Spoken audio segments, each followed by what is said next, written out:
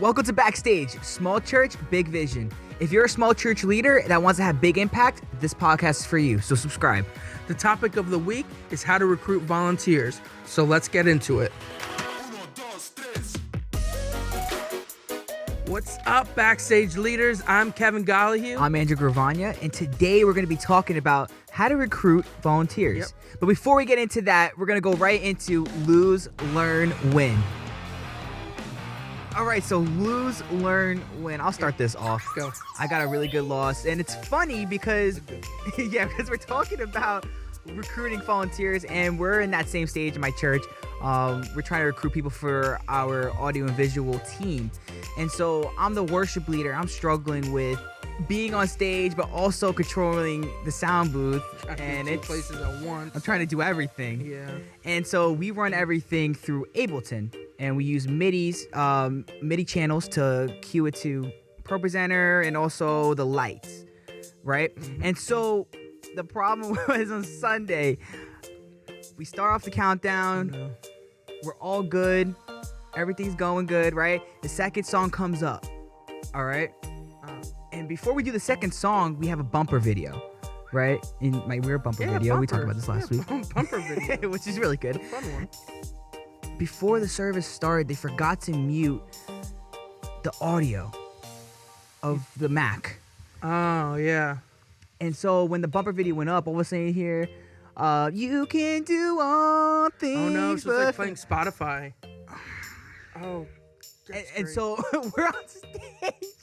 We're on stage, and I can't go back there and mute it. Well, I'm gonna put my guitar down and go over there. So my dad goes back there, mutes everything. Matthew goes back there and finds out how to do it, and it was a disaster. It was a disaster. And so I'm freaking out. Second song goes up. We do Yes I Will, right? By Vertical Worship. Great song. Yeah, great song. I forgot the capo. Good. Oh, fine. And I don't have my and also my ears aren't mixed well, so I can't hear my acoustic guitar that well, and so I don't know I don't have the capo on. It's disaster. Playing the whole song in the wrong key. We're gonna play like we should do who has the worst loss. Go ahead, because I know yours. Okay. Yeah. So my loss was we just started up a youth group. Yay! You know, Yay. during COVID, it's always hard to figure out when to start that up, but we finally pulled the trigger. We started up a youth group. We have masks. You know, we got to figure out the games. You youth pastors out there, you know that it's hard to figure out games for COVID, but we make do. Well, I plan every little thing, and I'm so excited. I get the drinks, the snacks, and I set up the electric drum set for one of the teens. I set up the keyboard MIDI, so everything's getting run through my laptop. So I have the big keyboard with my laptop that gives the sounds for the keyboard, and then I have my iPad set up like this with the chord sheets. Well, we're in the middle of heaven and earth. Heaven and earth could. Oh my gosh. My goodness, my iPad fell, and not only did it shut off, it turned the volume down, but it knocked off the knob that was controlling the volume. So I had to quickly put the knob back on and then be able to. Oh my goodness, it was. Your knob fell off. Yeah, the knob fell off because like it was just it was a shame, but. It happens, right? It happens, you know. But yeah, it's okay. But we did. But the win of the night was for sure that we had a youth group, and everybody that was from the age of 7th grade to 12th grade. I know some of you guys out there do 6th to 12th.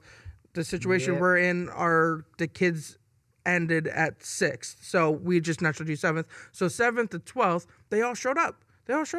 So that's a big win because they showed up. They were involved. And that's awesome. Andrew, what was your win? Good question. Had a lot of L's, but we had a W. We did have a W. This week, They make the win. make the win. 2 L's make that W. That's right. And so our win was our youth group had a nice meetup outside in the parking lot. We did a fire pit, some music, hanging out with them. We watched a movie. And as youth group pastors, if you're out there, some of the best things you can do is just hang out with youth. Yeah. I mean, we fall into preparing and doing worship and message, and it's all fine and good, small groups, whatever it is. But sometimes just hanging out with them is the best thing. And that's together what with I them. learned this week. Yeah. And really got that W is that some people from my youth group were like, yo, this is the best youth group I've been at. Nice. Yeah, and it was It good. was the I saw best it on one. Instagram. It was sweet. It looked awesome. Yeah, it was definitely sweet. And so before we get into our topic, make sure that you follow us and like us on all social platforms. If you're watching us on YouTube, subscribe and hit that bell. Ding! So now let's get into recruiting volunteers. So we have 6 ways of recruiting volunteers. But before we get into the first one, I just want to let you guys know that there is really only so much you can control That's as good. the leader. So if none of this works for you, or you're in a situation where you actually may have nobody, because I've been there in a church of 15, you literally have nobody because everybody else doesn't want to do anything. Yeah. I get it. So there is only so much that you can control. But the first way to recruit volunteers is to pray and think. So pray and think. This is very important because sometimes we get so hung up on the physical end of stuff. Right. This step is very, very important. If you pray without thinking, you may actually never get that volunteer.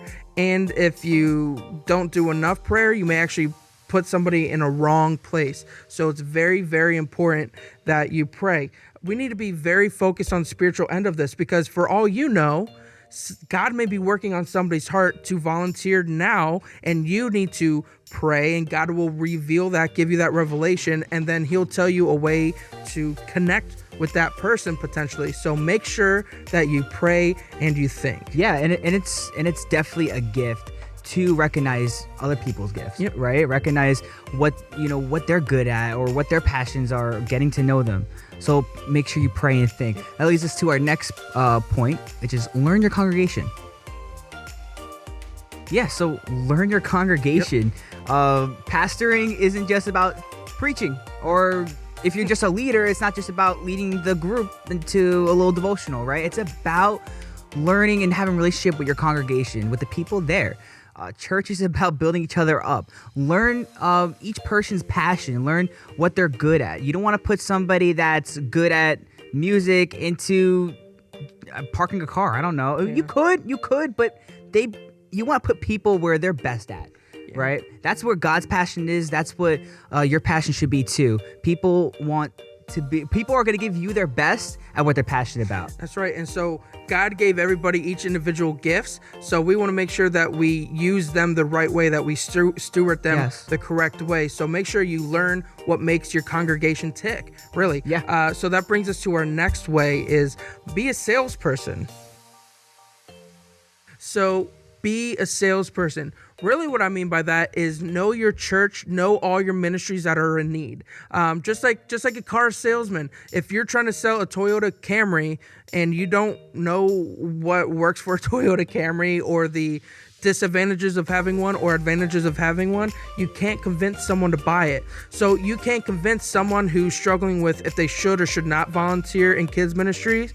You can't convince them that if they do serve, it's so satisfying that you get to see a kid literally grow up from the age of 3 to when they're 12 and graduate out of kids ministries. You get to create a leader. You get to be a salesperson. You got to know your church, your ministries, and everything that's in need. But not only that, keep in touch with the ministry leaders and keep it always on your head, so that if you see someone new that comes in, you're able to connect with them and potentially set them up to be a volunteer in that ministry. Right. And you can't make it sound boring. You Yeah. can't make it sound boring.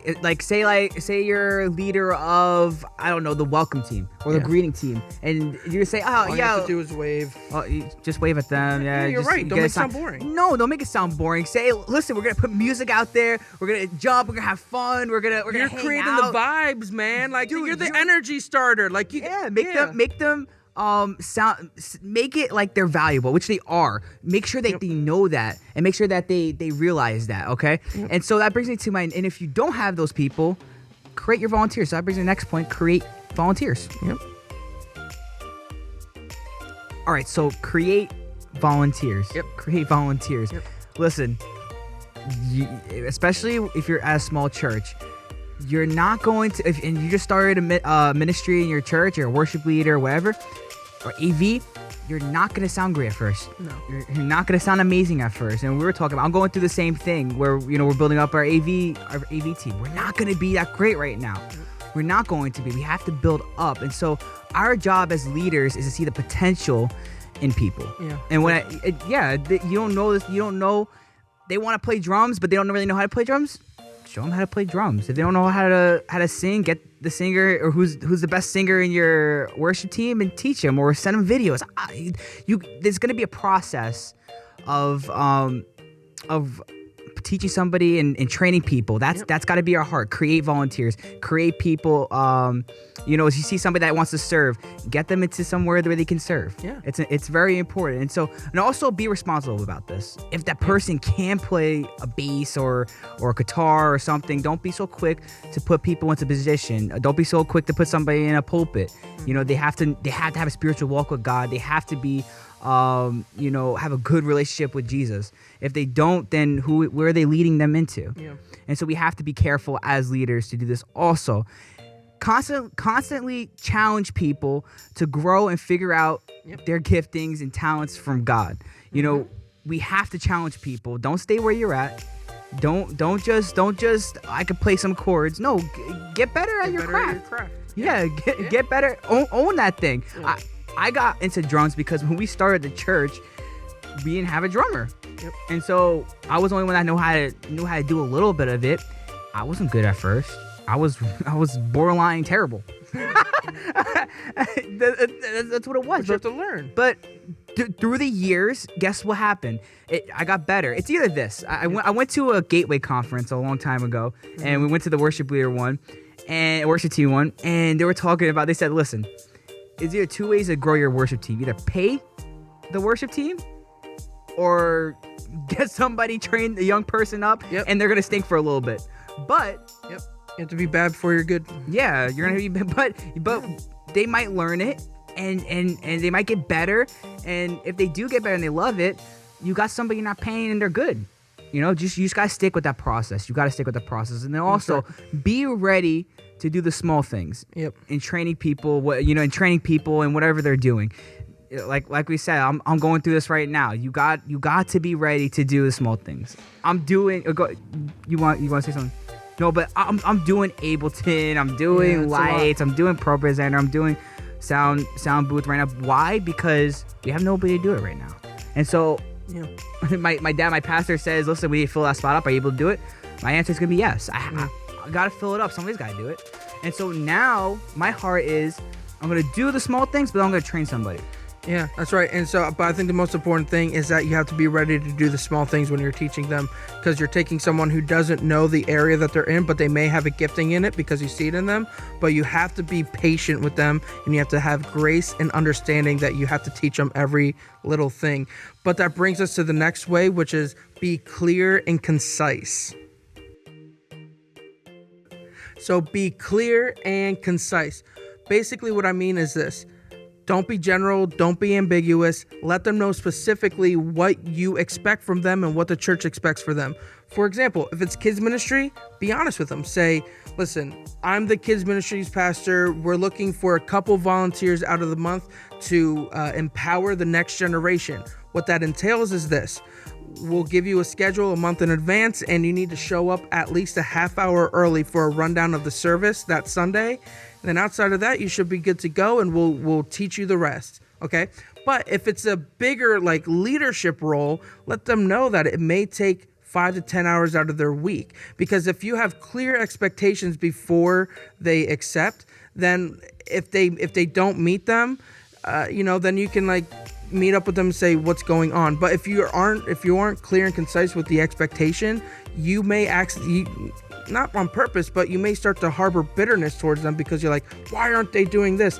And also, they may start harboring bitterness towards you because they're like, I didn't know I was signing up for this. I didn't know how to give 5 hours out of my week for this. Come on. So make sure you're going to win a lot of people over when you're very clear and concise with what they need to do and with expectations. Yeah, when you're specific, they can make the decision right there, or take whatever time you give them to make a decision, whether they're going to do it or not, or if they're interested or not. And that's such a great way to get people on board to where you need them to be, right? Yep. Recruiting volunteers. And so that brings us to our next point: speak to vision and a mission. And so our last point: speak to vision and mission. Yep. People will help out if they see a need. Yep. People aren't going to help out if they're like, oh, people are already doing it, and I'm not going to bring that much value. No, if they know the vision, the mission of the ministry that you're leading, they're more likely to say, hey, I could be a good asset to this, right? And let them know they could be a really good asset to it. And also, people will follow a vision and mission a lot quicker and easier than they will follow a need to fill a position, right? They'll find themselves that they could be valuable and that they're needed, right? Yeah. That they need to know that what they're doing is important, that it's not in vain, that when you're helping on a kids ministry, you're empowering. When you are greeting, you are creating the energy of the experience for the newcomer. When you're up playing bass, you're not just thumping around, you are bringing people to the foot of the Lord in worship. People need to know the mission and the vision of what the ministry does, and also the church. Let them know what the church's mission and vision is. So that brings us to the question of the week. So, if you were an animal, what animal would you be? My youth group? If you ask my youth group, they'll say I'm a giraffe. Why? Because they say I have a long neck. Yo, guys, please comment in the section. Do I have a long neck or not? Yo, can you tape measure that real quick? I don't though, right? I don't think so. Okay, thank you. But kids, they call you short neck. Teens right? could be ruthless. No, one kid said I had no neck, and I'm like, yeah. I'm not even sure. Or no, it was no chin. That's what it was. But this happens. That's bad. That's bad. Yeah. Yo, kid, some of my youth group watches this. You better stop that. I know. Cut that nonsense. So no, I'm a lab. If I could be an animal, I would be a Labrador retriever. I can see that. I personally think that I would be like a pug mixed with like a squirrel. What? What I mean by that is this. Squirrels can be really empty-headed and like goofy, right? Yeah. Right? And then they get so tunnel visioned on what they're doing, right? But then pugs, they're cute, but they also think that they're bigger than what they are. So that's me. I'm telling you, that's what I am. I have the energy of a squirrel and tunnel vision of a squirrel, and I'm goofy, and I'm like a pug because I'm lovable, but sometimes I act too big when I'm actually small. That's what it is. You think you're a lap dog. That's what it is. But you're not. Basically. I sit on people's lap and they... Yeah, don't do that. Don't do That's weird. Oh my gosh.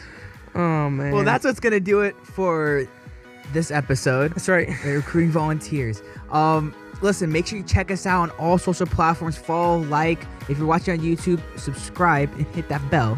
Yep. So you can get the latest video of Backstage. That's right. And we're out. You threw the whoa. 1, 2, 3.